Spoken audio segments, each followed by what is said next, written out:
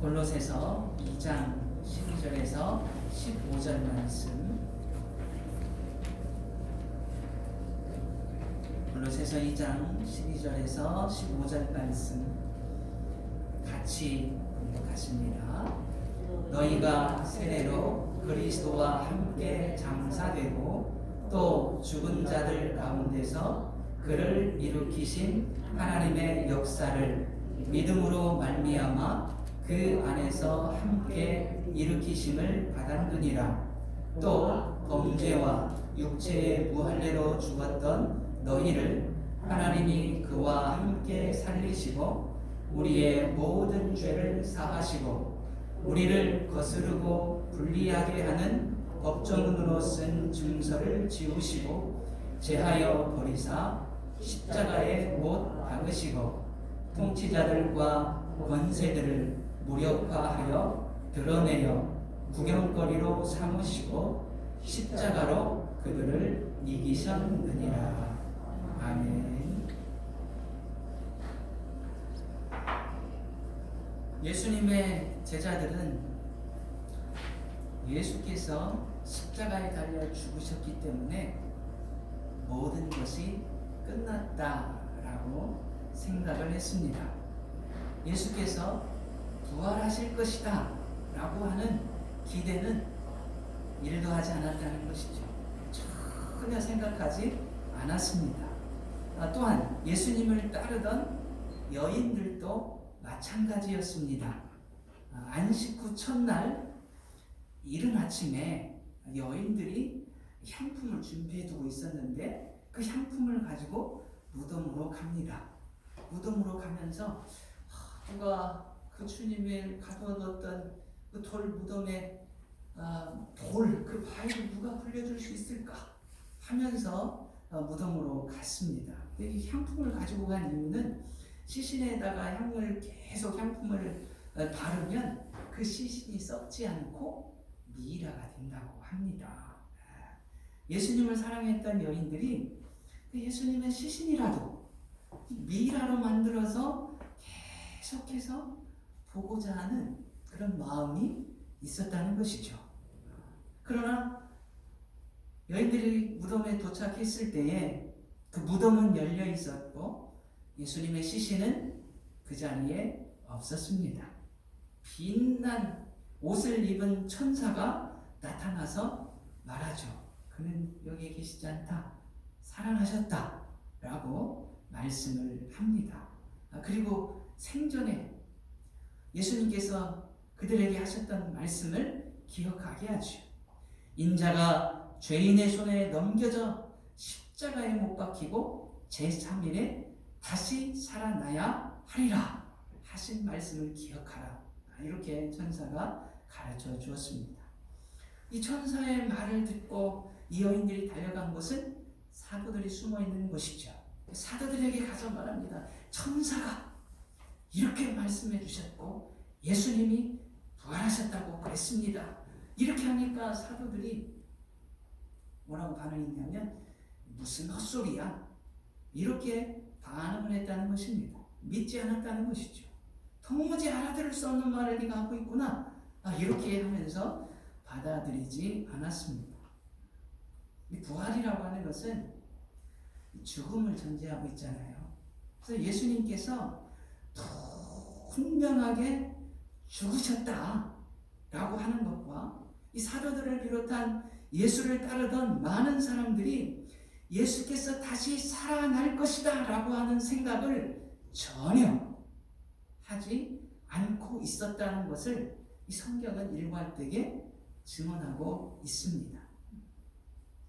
근데 예수님은 그렇게 기대하지 않았음에도 제자들마저도 믿지 않았음에도 불구하고 예수님이 부활하셨다라고 하는 것을 나타내 보여주죠. 부활하신 예수님이십니다. 그런데 예수님께서 부활하셨는데 예수님이 스스로의 힘으로 살아났다는 것일까요? 네, 그렇지 않습니다. 예수님께서 스스로 힘으로 살아났다면 사람들이 말하는 것처럼 정말로 예수님이 죽은 것이 아니라 죽은 척 했거나 아니면 기절했을 것입니다. 그래야 자기 힘으로 살아나죠. 예수님께서 죽으셨기 때문에 죽으면 아무런 힘을 발휘할 수가 없잖아요. 다시 하나님께서 살려주셔야 살 수 있는 것입니다. 예수님도 마찬가지로 스스로 살아나신 것이 아니라 성부 하나님께서 살려주셨습니다. 사도 바울이 이것을 정확하게 이야기하는 거예요.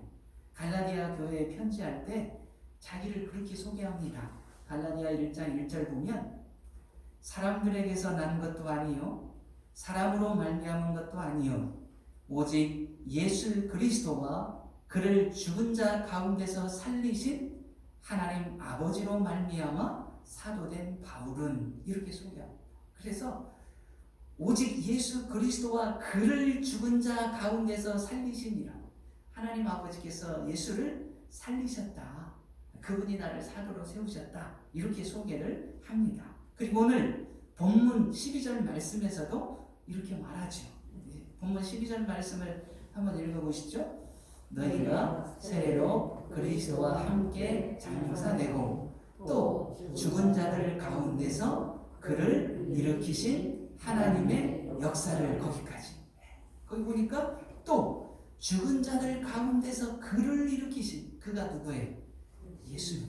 십자가에 못 박혀 죽으신 예수님을 하나님께서 살리셨다라고 말씀해 주고 있어요. 예수님께서 스스로 살아나신 것이 아니라 하나님 우리 아버지께서 살려내셨다라고 하는 것입니다. 그래서 예수님께서 십자가에 못 박혀 죽으실 때에 하신 말씀 중에 이런 말씀이 있습니다. 아버지, 내 영혼을 아버지 손에 부탁하나이다. 아버지께서 다시 살리실 것을 믿고 맡겨드린 거예요. 그리고 운명하신 것입니다.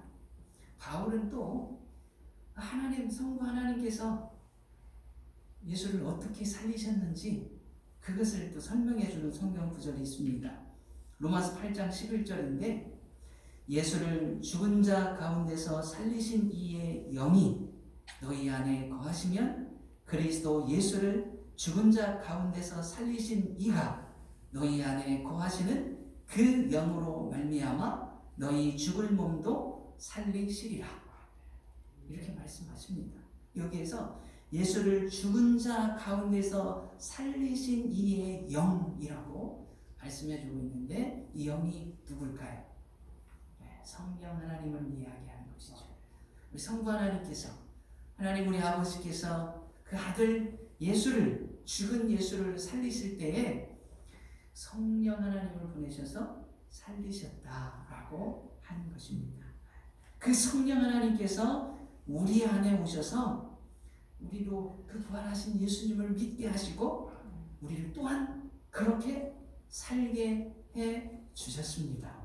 이것을 믿는 거죠.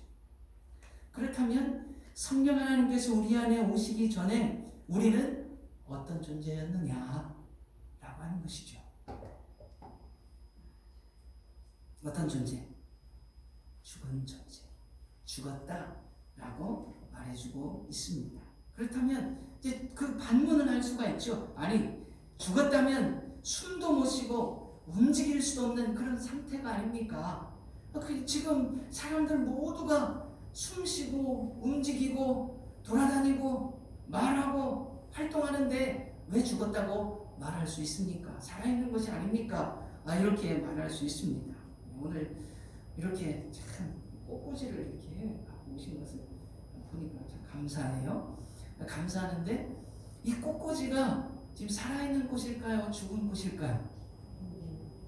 죽은 꽃이죠. 왜요? 네?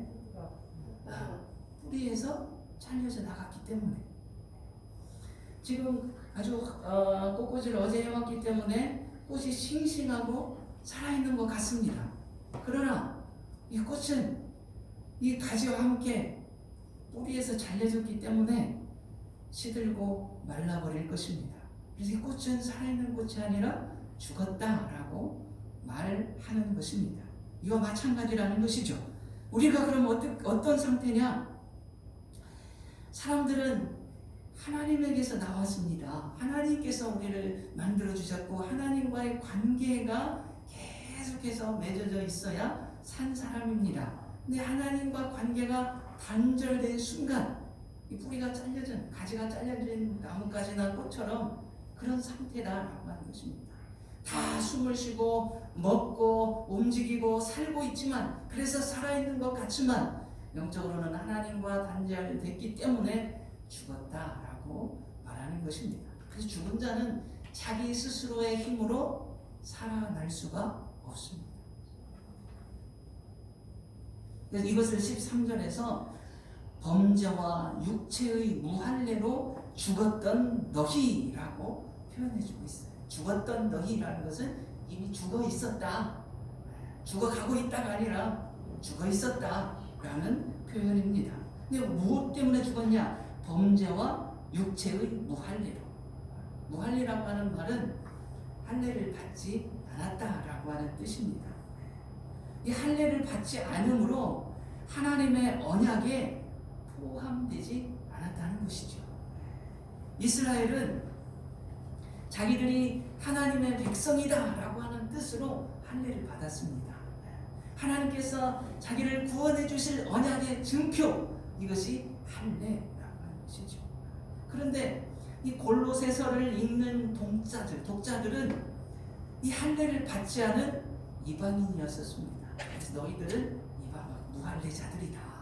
무할례자들이다라고 하는 말은 하나님의 언약과는 관계가 없는 자들이다. 그래서 죽은 자들이다 라는 뜻입니다.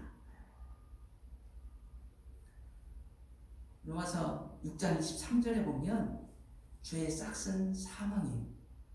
하나님의 은사는 그리스도 예수 우리 주 안에 있는 영생이니라, 이렇게 말씀해 주셨습니다. 그래서 죄의 싹은 그 사망, 죽음입니다. 모든 사람들이 다 그 죽음의 덫에 걸려 있습니다. 그런데 하나님께서 죽은 자들에게 은혜를 베풀어 주셔서 하나님의 은사, 그 은혜를 말하고 선물을 말합니다. 그 은혜를 베풀어 주셔서 예수 그리스도를 보내시고 예수 그리스도 안에서 영생을 얻게 해주셨다라고 하는 것인데, 그것을 구약 성경의 이스라엘 백성들에게 그 은혜를 베풀어 주신 표가 뭐냐? 할례라고 하는 거예요. 구약에서는 그 할례 언약을 맺어 주셨어요. 그래서 할례를 받아야만 했습니다. 그래서 할례를 받지 않은 백성과 할례 받은 백성으로 구약 시대에는 나뉘는 거예요. 이것이 구원받은 백성과 구원받지 못한 백성으로 나뉘는 것과 같았다는 것입니다. 그래서 골로새 교회에 편지할 때 너희들은 그 범죄와 무할례로 죽었었다, 이렇게 표현하고 있죠. 그렇게 죽었던 너희들을 어떻게 했다는 거예요? 살려주셨다 라고 하는 것입니다. 그래서 우리의 영혼이 그렇게 죽은 것은 허물과 죄 때문이죠. 그 허물과 죄를, 그런데 해결하지 않으면 살아날 수가 없어요. 그것을 처리하신 분이 누구냐? 예수님이시다. 그분이 십자가에 달려 죽으심으로 그 죄의 문제를 처리하셨다라고 하는 것입니다. 13절부터 15절까지가 그 말씀이에요. 우리 13절 한번 같이 읽어보시죠. 또 범죄와 육체의 무할례로 죽었던 너희를 하나님이 그와 함께 살리시고 우리의 모든 죄를 사하시고, 아멘. 모든 죄를 십자가에 다 예수님께 담당시키셔가지고 죄를 해결했다는 거예요. 죄를 해결했기 때문에 살릴 수가 있었다라고 하는 것입니다. 우리 14절도 읽어보십니다. 우리를 거스르고 불리하게 하는 법조문으로 쓴 증서를 지우시고 제하여 버리사 십자가에 못 박으시고, 우리를 거스르고 불리하게 하는 법조문, 율법을 이야기하죠. 율법은 무엇을 하느냐면 율법의 조항 하나하나를 우리에게 들이대면서 너 이거 율법 어겼지 않느냐, 이거 율법 어겼기 때문에 너는 죄인이야 라고 하면서 정죄하는 기능을 하고 있는 게 율법입니다.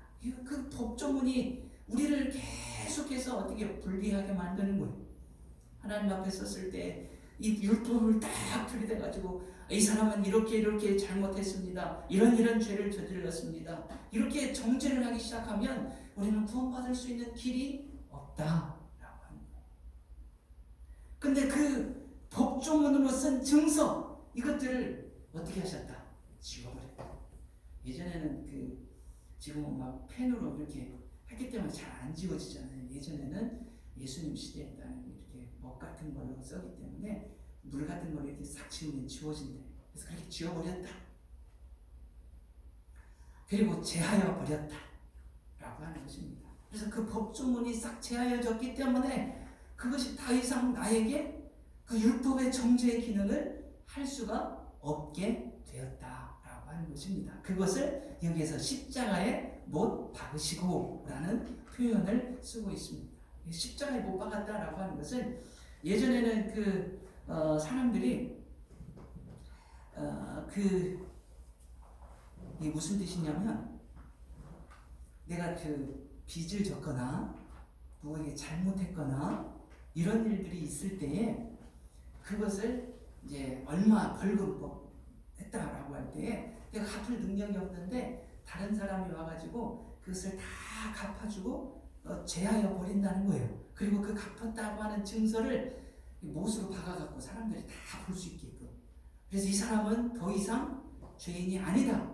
이제는 빚진 자가 아니다. 라고 하는 것을 공포해주는 방법이 못을 박는 것이었대. 그 증서를. 그래서 증서를 못 박음으로 이제 죄가 없다. 이렇게 표현을 해주고 있는데 우리 주님께서 죄인인 나를 위해서 친히 십자가에 달리심으로써 모든 사람들 앞에서 공개적으로 이제는 죄 없다라고 선언해 주신 것이다라고 하는 십자가에 못 박히심으로 예수님께서. 그래서 이것을 다 이루었다 예수님이 말씀하신 것인데 이제 이 사람은 더 이상 갚을 것이 없다. 다 갚아주셨기 때문에 이렇게 선언하셨다라고 하는 것입니다. 주님께서 십자가에 위해서 그 죽으신 것이 나에 대해서는 나의 죄값에 대해서는 이제는 다 죄값을 치렀으니 이제 더 이상 갚을 것이 없다라고 선언해 주신 것이라는 것입니다. 그러므로 이제 나는 내 모든 죄값을 다 지불했기 때문에 더 이상 갚을 것이 없는 사람이 된 것입니다. 이것이 부활의 신앙이라고 하는 거죠. 여러분들 누군가가 그렇게 물어보시면 당신은 죄가 있습니까? 없습니까? 이렇게 여러분들에게 누군가가 물어보신다면 여러분들은 어떻게 대답하실 것입니까? 제가 금방 이렇게 말씀을 드렸는데 그래도 나는 지금도 여전히 죄가 많아요. 나 이 죄 때문에 죽겠어요. 나 이 죄 문제 어떻게 해결될지 모르겠어요. 이렇게 말씀하시면 될까요? 안 될까요? 안 되죠. 안 되죠. 물론 나는 죄가 있습니다. 그러나 그 죄를 예수님께서 십자가에 못 박으셨습니다. 그렇기 때문에 나에게는 죄가 남아있지 않습니다. 이렇게 답할 수 있어야 된다는 거죠. 이게 부활의 신앙이라는 거예요. 우리가 부활했다. 예수님께서 부활하시고 예수님과 함께 다시 살리실 것이다. 이렇게 말씀해 주셨을 때 내가 살아났다는 것은 그 죄의 문제가 완전히 해결되어 버렸다라고 하는 의미. 그래서 새 생명을 얻게 되었다라고 하는 의미라고 하는 것입니다. 그래서 에베소서 2장 1절 말씀에서도 그는 예수님을 말합니다. 그는 허물과 죄로 죽었던 너희를 살리셨도다 라고 말씀하고 있습니다. 그리고 오늘 13절 말씀에 또 범죄와 육체의 무한례로 죽었던 너희를 하나님이 그와 함께 살리셨다 이렇게 말씀을 해주고 있습니다. 우리는 살았다는 거예요. 산 자는 죄가 없는 자다라고 하는 뜻입니다. 그래서 우리는 이미 부활에 참여한 자가 된 거예요. 살아난 자. 살아난 자는 부활한 자잖아요. 우리가 부활주일 감사 예배를 오늘 이렇게 지킵니다. 이 부활절은 1년에 한 번 있습니다. 1년에 한 번 있는 부활절이기 때문에 오늘 이 부활절만 이 부활의 기쁨을 누리고 감사하고 찬송하고 그러는 것이 아니라는 거예요. 그냥 이 기념일로 지키는 거예요. 오늘 부활주일. 그리고 또 한 가지 생각할 것은 뭐냐면 우리 주일 예배 드리잖아요. 오늘 주일이잖아요. 주일이 뭔 날이에요? 예수님께서 부활하신 날, 안식 후 첫날 예수님이 부활하셨습니다.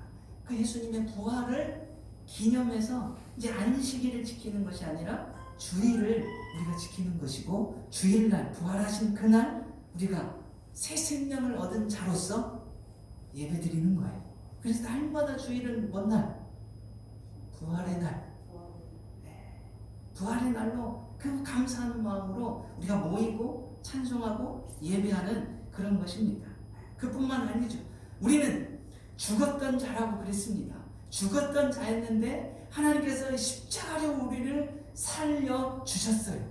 그래서 우리의 삶은 날마다 그렇게 하나님께서 살려주신 삶을 사는 거예요.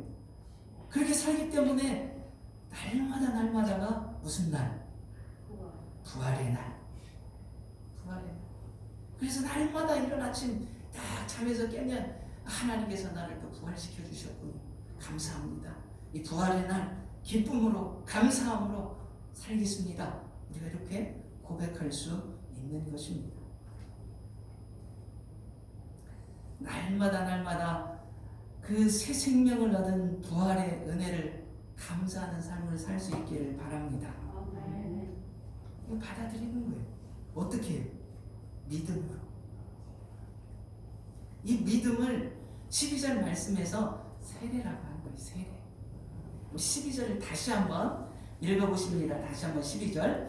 너희가 세례로 그리스도와 함께 장사되고 또 죽은 자들 가운데서 그를 일으키신 하나님의 역사를 믿음으로 말미암아 그 안에서 함께 일으키심을 받았느니라. 아멘. 이 세례는요 그리스도와 연합을 이야기해요. 주님과 내가 하나 되었다 라고 하는 것을 뜻합니다. 그래서 예수님께서 십자가에 달려 죽으셨을 때에 우리의 죄가 함께 죽은 것, 12절 말씀이 그거죠. 그리스도와 함께 장사되고 무엇으로? 세례로. 그리고 죽은 자들 가운데서 일으키신 하나님의 역사를 믿음으로 받아들일 때 나도 주님과 함께 어떻게 살아났다 라고 하는 것을 말씀해 주고 있습니다. 그래서 이 세례는 그 주님과 나의 연합이라고 하는 것이죠. 예수의 죽음이 내 죽음, 예수의 부활 내 부활, 이 말 많이 들어보셨잖아요. 하나님께서 그렇게 해주셨습니다. 그래서 예수님은 나의 생명의 주인이 되시고 또 예수님께서 아버지께 아버지여 나의 영혼을 부탁하나이다 고백하였던 것처럼 맡겨드렸던 것처럼 우리의 영혼을 우리 주님께 우리도 맡겨드릴 수가 있는 것입니다. 그래서 죽음의 순간에도 그 부활의 소망이 있기 때문에 절망하지 않는다는 것이죠. 곽선희 목사님의 이런 간증이 있습니다. 목사님이 장례식을 집례했대요. 장례식을 집례할 때 찬송하고 기도하고 성경 읽고 설교하고 축도하고 그렇게 아주 평범하게 장례 예배를 마쳤답니다. 그런데 예배가 끝난 뒤에 아주 점잖게 생긴 신사가 찾아와서 진지하고 심각하게 말하더랍니다. 저는 기독교인이 아닙니다. 그런데 고인과 개인적 인연이 있어서 오늘 장례식에 참여했는데 기독교 예식으로 진행되는 장례식을 생전 처음 봤습니다. 그리고 큰 충격을 받았습니다. 그러면서 두 가지를 이야기했답니다. 하나는 기독교인들은 장례식에서도 노래를 부르네요. 찬송을 모르니까 찬송을 노래라고 이렇게 표현한 것입니다. 예수 믿는 사람들은 장례식에서도 노래를 부릅니까? 질문했다는 거죠. 예, 그렇습니다. 장례식에서도 노래를 부릅니다. 그런데 조금 후에 더 중요한 이야기를 두 번째로 합니다. 기독교 교리에 부활이 있고 영생이 있다는 말은 들었습니다. 그러나 그걸 추상적인 진리인 줄로 알았는데 오늘 목사님의 설교와 교인들의 반응을 보니까 진짜로 부활을 믿고 있고 영생을 사실로 믿고 있구만요. 이랬다는 거예요. 목사님 대답했다는 거죠. 그럼요. 바로 그 두 가지가 기독교 교리의 핵심이고 중심 교리입니다. 이렇게 대답을 해줍니다. 부활을 믿고 영생을 믿습니다. 그랬더니 이 사람이 아무 말 없이 깊이 생각을 하더랍니다.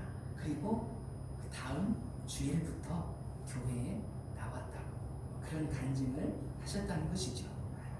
이 고백이 우리의 믿음이 됩니다. 이 부활의 신앙이 정말 우리 안에 충만할 수 있기를 축원합니다. 이 부활의 소망을 갖고 살도록 하기 위해서 우리 주님께서 세례와 성찬을 하라고 명하시는 것이죠. 그래서 오늘 이제 이어서 이 성찬 예식을 진행하겠습니다. 성찬 예식을 진행하는데 이것 또한 주님께서 그 부활의 기쁨을 맛보게 하기 위해서 행하신 일이다라고 하는 것입니다. 성경 한 구절 다시 제가 읽어드릴게요. 요한복음 6장 53절에서 58절 말씀인데 제가 읽습니다.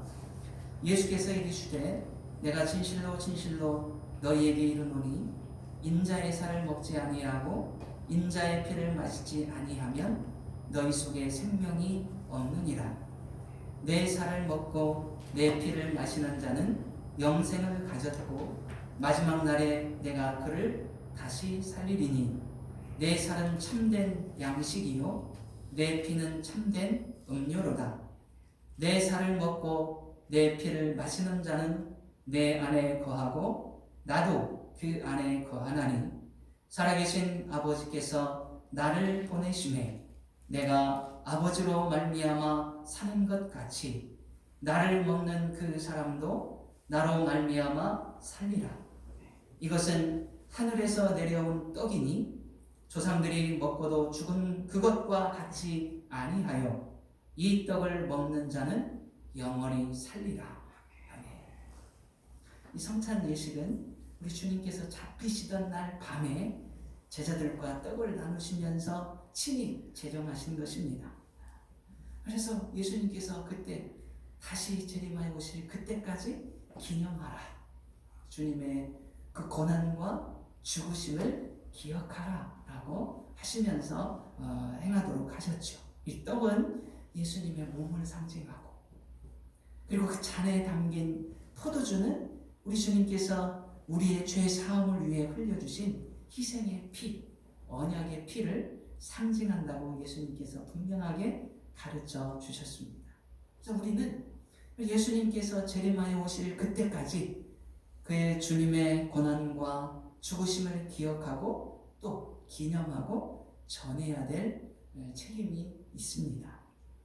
그래서 우리가 참 코로나 때문에 작년 봄에 성찬식을 안 하고 가을에 했었고 오늘도 조금 갈등은 있었습니다. 갈등은 있었으나 그래도 주님이 우리에게 주신 그 은혜, 그 주님과 나와의 그 연합됨, 이것을 알기 위해서는 이 성찬이 필요하다라고 하는 것이죠. 그래서 고민은 했으나 성찬식을 진행하기로 했습니다. 여러분들에게 맡겨드릴게요. 그래도 나는 지금 성찬에 참여하는 것, 믿지만 참여하는 것이 조금 두렵거나 염려가 됩니다 라고 하시는 분들이 있다면 참여하지 않으셔도 됩니다. 여러분들의 자유에 맡겨드리겠습니다. 그리고 또한 그뿐만 아니라 내가 주님 앞에 성찬을 받으려 할 때에 내 속에 내 양심에 회개치 못한 죄가 있습니다.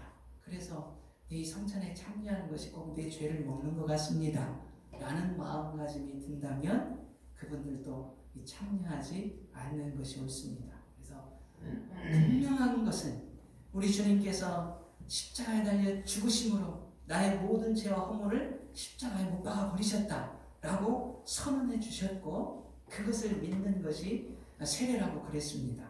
연합함이라고 그랬습니다. 그렇기 때문에 그 확신을 우리가 갖고 살아야 돼요. 확신을 갖고 살고 우리 주님과 함께함을 기억하고 우리가 이 성찬에 참여하는 것임을 알기를 바랍니다. 그리고 세례 받지 못하신 분들은 참여 세례 받은 후에 할 수가 있다는 것을 기억하시고요. 우리 찬송을 부르시면서 성찬에 참여하도록 하겠습니다.